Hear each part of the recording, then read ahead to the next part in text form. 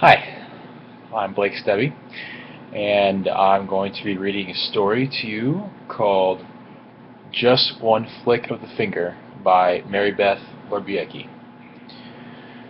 This is a story about kids in the street and how one firearm can change everything. Presence of guns are everywhere, and this just shows what can happen if it gets in the wrong hands. I would read this story to any age group, really. Like if I was in the IPS district, reading this to a group, maybe like 4th or 5th grade would probably be the best elementary age to read to, upper elementary. But I think it's appropriate for every age because it just shows what can happen when the gun gets in the wrong hands. So, here we go. This is Just One Flick of the Finger by Mary Beth Lorbiecki.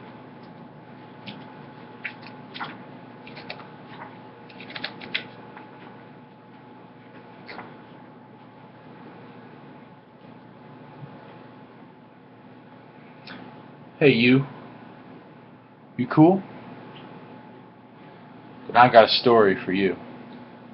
The rule at my school is you're a fool if you can't get your hand on a gun.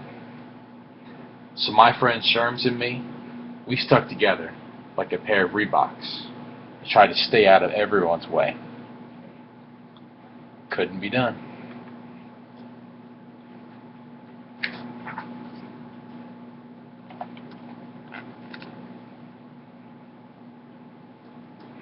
Rebo had it in for me. He was mean as a needle and thin as a weenie. One day in May, before the first bell rang, Rebo was in my face, calling me Fat Jack and White Rat. Sherms, who has muscles where I have Twinkies, edged between us.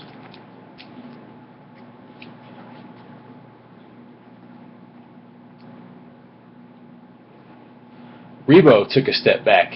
His right hand flashed toward his pocket, and we both froze.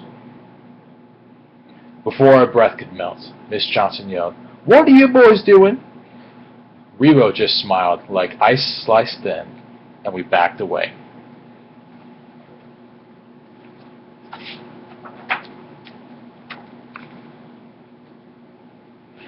After that, Sherms and I made a blood brothers pact to stick together. Still, I got to thinking how I'd like a gun to be swift as lightning and hot as a racing engine. I wanted to be bad, so bad no one would mess with me, especially not Rebo. I knew the trick, just one flick of the finger on a trigger, and Rebo would be off my case. The cost was high. I had to be sly to sneak that gun from my dad. He kept it in a box, but I could trip the lock. So I stole Dad's revolver from its place in the drawer as he slept off his latest beer. I wondered then and there if he would care if something happened to me, but then I let it be.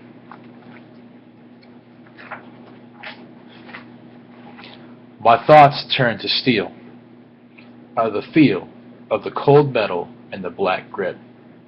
The weight of it, swinging round in my pocket, hit me in the ribs like a big heartbeat. I snuck it to the bathroom and practiced drawing it, fast, sleek, and slick, like a cowboy or a TV cop. Next day at school, I flashed the gun to Sherms, and he freaked. "You crazy, man?" he shouted. "You think you're so big, so fine? Know what happened to my big bro? Lee thought he was the top of the heap, too. Got a gun to protect himself. And what did he do? Fought with his girl and lost his head. Now he's doing time without a dime. His love took off after all that blood." What could I say? "Coward," Sherms muttered. "I thought you were somebody." Then he walked away. So you can see that having a gun is not all it's cracked up to be.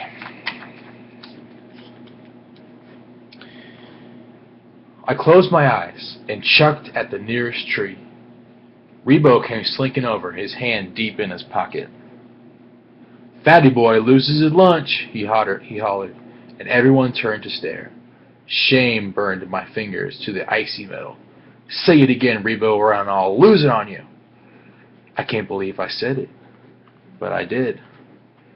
And then leaned forward, tipping the gun out of my pocket so he could see it.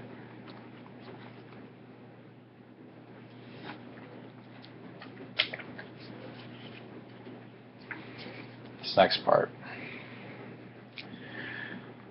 A voice screamed, "Don't!" and I was tackled from in front. As I hit the pavement, I heard the gun go off.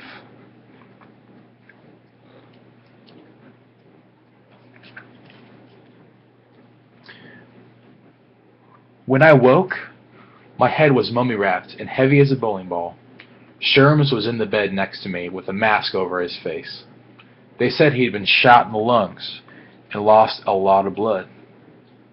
I felt froze, cold to the bone. My brother, my only friend, had come to this end because of me. Me and that killing machine.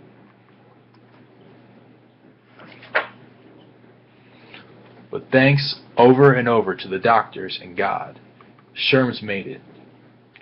Now we're really blood brothers, because I begged to share, and they let me give him the blood I could spare. And there's one thing more.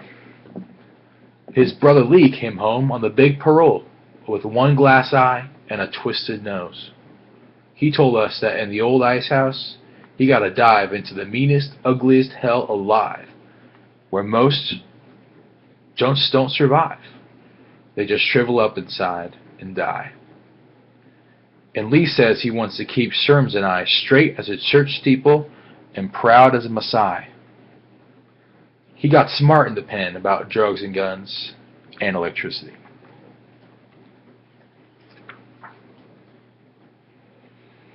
So instead of shooting up, he's wiring up in a business of his own.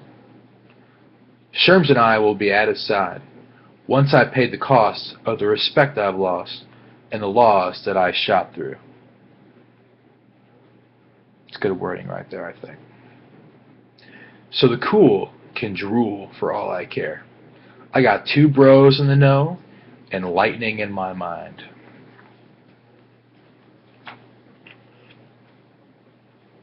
That's it. So it just goes to show that owning a gun, having it, has lots of power someone can possess. And with that power comes great responsibility. If you don't use it right, that's what can happen. Thank you.